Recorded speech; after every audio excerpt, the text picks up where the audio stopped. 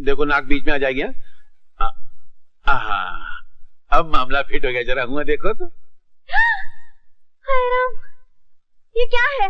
तुमने तो मुझे नौटंकी की नटनी बना दिया। देखो टाइम बहुत कम रह गया, हमको गजल तैयार करनी है। तुम एक काम करो, कुछ करो हमरे साथ, हमरे ऊपर गिर जाओ। नहीं नहीं, तुम नहीं करो, बहुत वजन है। हमरे ऊपर बिजलियां गिराओ। सटिया गए हो क्या? तुम पर बिजली गिरी तो मेरा घर नहीं जलेगा? अरे घटाओं की बिजली नहीं, फूलन देवी, मतलब मन की देवी, अदाओं की बिजली। हिया जब 4440 वोल्ट का करंट लगेगा तो हिया से गजल निकलेगी। चलो जरा नखरा दिखाना तो। कैसे? मधुर मुस्कान से, नैनों के बांध से और इठलाती चाल से। अरे का भैंस की तरह खड़ी फुन फनाए रही हो, हिरनी की तरह इठलाए कि चलो। लैला। अच्छा चलती हूँ, चलती हूँ। ओ डीजल इंजन वापिस हो, एक्सीडेंट करने जा रही हो का? नहीं। अरे जरा नजाकत से फूल की भांति लहराई के चलो। अच्छा चलो। अच्छा अच्छा। हुई गवा उत्पादन, फुदक फुदक तू चाल चले, नाम तेरा हिरनी कोमल, ठुमक ठुमक खूले ठुमके, हम देख रहे हैं आंखें मलमल। दांत तेरे भुट्टे दाने, दिल छेद रहे हैं नैना चंचल, ये रूप तेरा भारी भरकम, हम प्यार करेंगे लड़े दंगल। सेठ जी है? अरे काहे को मजान आवाज में बात करती हो यार? मैं नहीं, कोई आया है। अरे काहे को मजाक खराब करा? कौन है बे? कौन है भाई? पहचाना नहीं सेठ जी आपने? नहीं तो। मैं हूँ प्रेमी, अपनी लैला जान के कोठे पर। क्या करता है बे? हम भी मोटी लैला जान ने अगर सुन लिया तो हमको सीधे कब्रिस्तान पहुंचा देगी। पिटवाए काका। क्यों जी? इसका मुंह क्यों दबोचे हो? नहीं, हम यहाँ जरा खुशबू लगाए कि इसको सुंघा रहे थे ना। नहीं तो। नहीं नहीं, ये किसी कोठे का जिक्र कर रहा था। कोठा?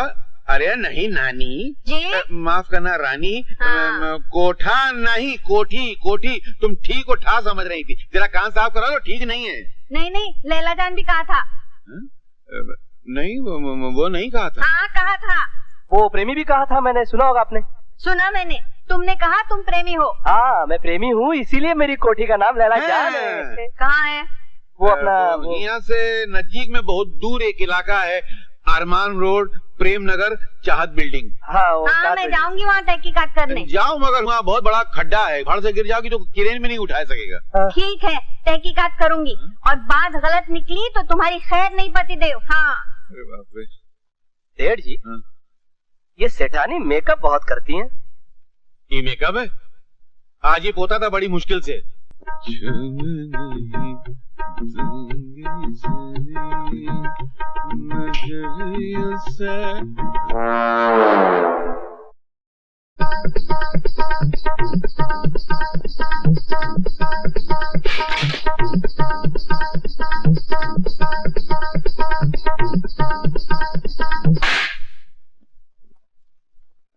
हाय कुर्बान जाऊं का सब दिया है रानी, तुम्हारे बाप दादों में जरूर कुछ तबलची रहा होगा, है ना? घड़ी देखो। अच्छी है, नहीं खरीदी, कतने में तुम्हारा वजन संभालने की छड़ी? छड़ी नहीं, घड़ी देखो। घड़ी? हमको कमरा नजर नहीं आ रहा, घड़ी कहाँ से नजर आएगी? इतनी रात गए, कहाँ से लौट रहे हो? मंदिर से रानी, मंदिर से। तुम तो जानती हो कि हम दूसरे तीसरे दिन काम बंद करके सीधे मंदिर चला जाता हूँ, तो आज भी हुई देवी के मंदिर चला गया था। आज भजन कुछ ज्यादा ही लंबा खींच गया था। कलाई पर गजरा लपेट कर भजन सुनने जाते हो? नहीं तो हाँ, तो मंदिर की देवी के दर्शन को जाना हो तो फूल की दुकान पे तो जाना ही पड़ता है ना, मगर हम घर की देवी के लिए भी फूल लाए हैं, इसे स्वीकार करो पटरानी। ठहरो, तुम्हारी देवी पान खाती है क्या? क्या बात करती हो? पत्थर की मूर्ति कहीं पान खाती है? तो फिर तुम्हारे कपड़ों पे ये धब्बे कैसे? सच बताओ, कहाँ गए थे, बताओ पहले। अरे बताता हूँ, कहाँ फूलन देवी की तरह चली चली आ रही हो। हाँ याद आया, ये पान नहीं है तो खून है। किसी कसाई की दुकान पर गए थे? अरे बाबा, काहे को अपने खानदान वालों का नाम लेती हो? अरे नहीं, बताते हैं काहे के। हुआ ऐसा दर्दीला भजन गाया जा रहा था कि मन भर आया, आंख से आंसू बहने लगे और नाक की नक्सीर फूट गई तो खून टपाक टपाक गिरने लगा। ये है ना, हिया गिर गया। तो ये पान नहीं है, हमरा खून है। अच्छा, चलो जान छूटी। कहीं तुम मुझे उल्लू तो नहीं बना रहे हो? अरे नहीं, जो पहले से उल्लू उसको कोई क्या उल्लू बना? नहीं, मैं असल में कहा है तुमको तो हम पत्नी बनाया, उल्लू तो हम हैं। अच्छा सुनो, भाषण काफी हो गया, थोड़ा राशन मिलेगा? अच्छा चलो। चल। अरे आओ प्रेमी भैया, सवेरे सवेरे कहाँ गए थे? लॉन्ड्री गए थे भैया, हमारी लैला जान का ड्रेस लाने के लिए। अरे वहाँ क्या कहते हैं कि रियाज चल रहा है, घुंघरू छनक रहे कोठे पर। CI झंझोटिया।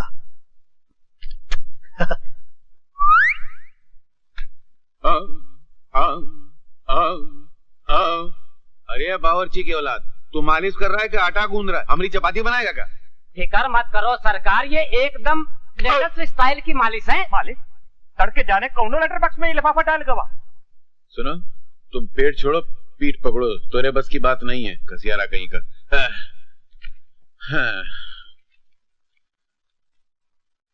झंझोटिया सेठ, इस खत के साथ एक गजल भेज रहा हूँ, उसे अपनी गजल बना के लैला को पेश कर दीजिएगा, फिर देखिए महफिल में आपका क्या रंग जमता है। आदाब। अरे हम कहा बहनी बाबू, एक नजर जरा हिया भी तशरीफ रखिए। वैसे बहुत बेशरम आदमी हो तुम। क्या क्या कह रहे हैं आप? नहीं, घर में सती सावित्री पतिव्रता पत्नी बैठी है, उसको छोड़ के आप यहाँ आते हैं। वो बेचारी तो थाड़े मार मार के रोती होगी। अरे तुम्हारी पत्नी भी तो रोती होगी। हमारी पत्नी रोती नहीं, उल्टा हमको रुलाती है। आदाब अर्ज है साहिबान। आदाब। आदाब अर्ज है। आदाब। बड़ी देर की मेहरबान आते आते। आदाब। आदाब। लैला जान, आज हमारी वो गजल सुना ही डालो, रुकावट मत डालना। अरे नहीं साहब, हम और रुकावट हट। लैला जान, जरा इनकी गजल सुना ही डालो। सुन लो भाई, कलेजा थाम के, कान में रुई डाल के। हाजरीन, मतला अर्ज है। हमने क्या क्या उसे महफिल में इशारा न किया, हमने क्या क्या उसे महफिल में इशारा न किया, देखना भी हमें जालिम ने गवारा न किया। वाह वाह वाह वाह, क्या बात है, सुभान अल्लाह, वाह क्या बात है, क्या बात है बहनी बाबू, आपने क्या उतर के मतला कहा है। अरे चुप करो यार, क्या आदाब आदाब, इस मतले से तो मतली होने लग गई थी। नहीं, हम रुकावट नहीं पैदा कर रहे, मगर जरा हथौड़ा फिट के अबू सुनो। लैला जान, जरा हमारी गजल सुनाई दे तो बहुत नवाजिश होगी। आपकी गजल? अजी झंझोटिया सेठ, आप कब से शायर बन गए? अरे वैसा रंग रूप सामने हो तो गधा भी शायर बन जाता है। अब बहनी बाबू नहीं बन गए का, तो हम जैसा इंसान क्यों नहीं बनेगा? बन सकता है कि नहीं भाई? क्यों नहीं, क्यों नहीं। आप झंझोटिया सेठ का भी मतला सुना दीजिए लैला जान, देखे इन्हीं ने क्या तीर मारा है। तीर नहीं मारा, तोप मारा है। आईना तोड़ दिया खुद भी नजारा न किया, आईना तोड़ दिया खुद भी नजारा न किया, उनके जैसा हो कोई ये भी गवारा न किया।